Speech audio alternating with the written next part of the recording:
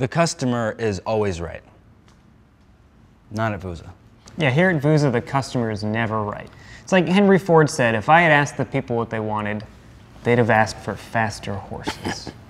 Which is why we don't ask the people what they want. And they love it. They love it.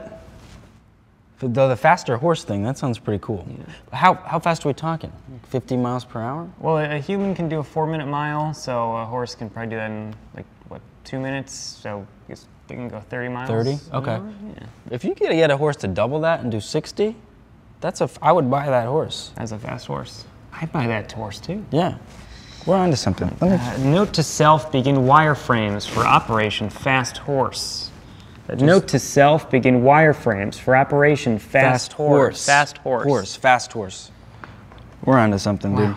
You know what? Google has the driverless car. What if we made the driverless horse? Driverless horse. Imagine that horse with no person bogging it down. That's the fast horse. Yeah, that's how it That's goes where you get faster. the speed. We don't even need highways then. Imagine just a big field of grass. Just trotting, just open fields of trotting horses, not bogged down, no one slapping the butts. Oh, they go wherever they want, how they want. This is what the tech world needs. Driverless horse, Operation Driverless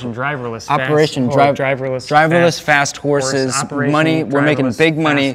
Free range. It's like driverless car. No slapping of the butts. They can just roam free. And we're making big bucks. And we make the big making bucks. the big bucks.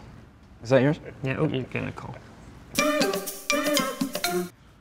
I think you're the new Henry Ford. Thank you. New Henry Ford.